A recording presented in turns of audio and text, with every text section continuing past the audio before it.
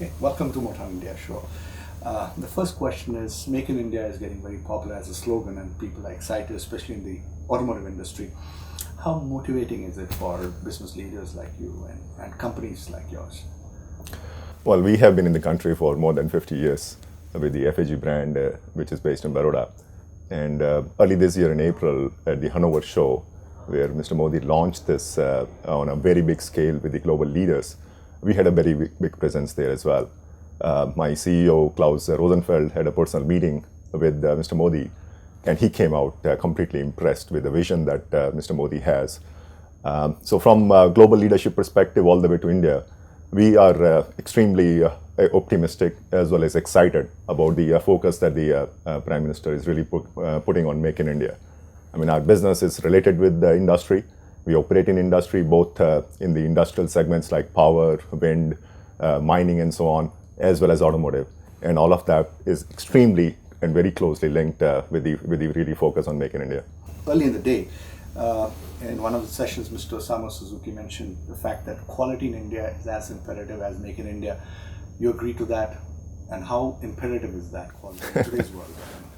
Well, I mean, quality is absolutely given.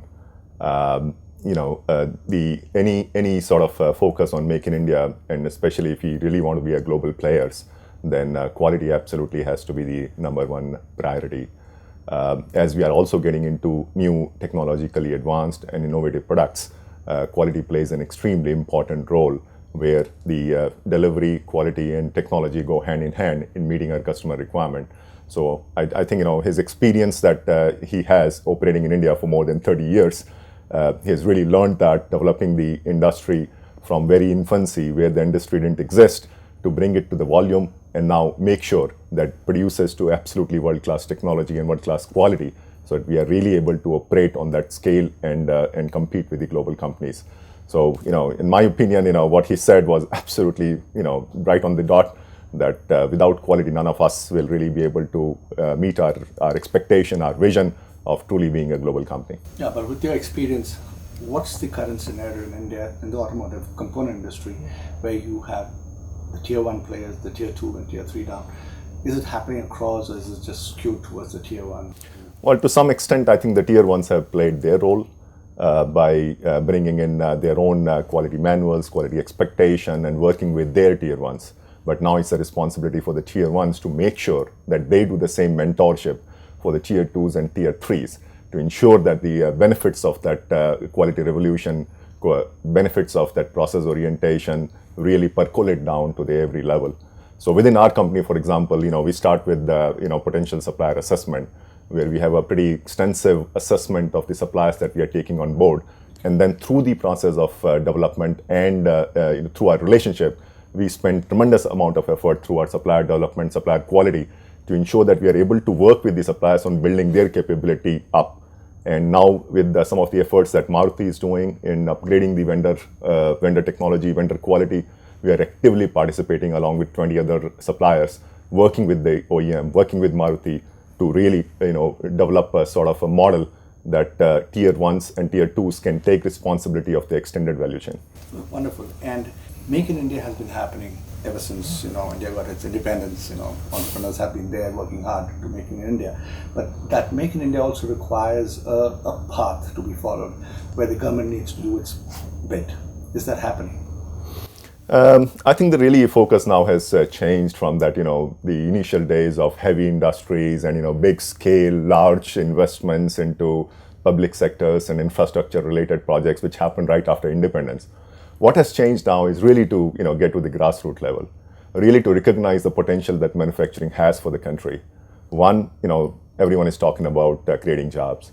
Everyone is talking about creating the basic skill sets that people become employable.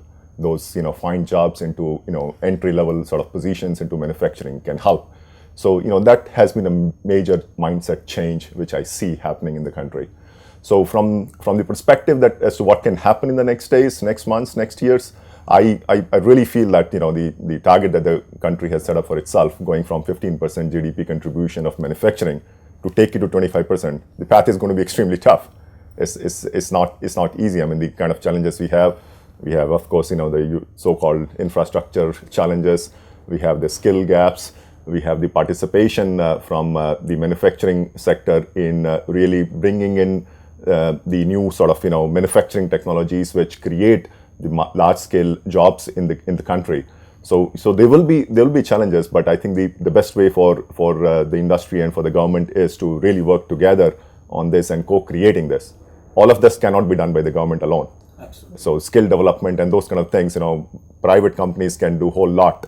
And I come from a sector which is, the German companies have their own model of this dual vocational training program, where we do, some work with the new engineers or new entry-level people to kind of bring their vocational level and their skill set higher, at the same time providing them meaningful employment in the country.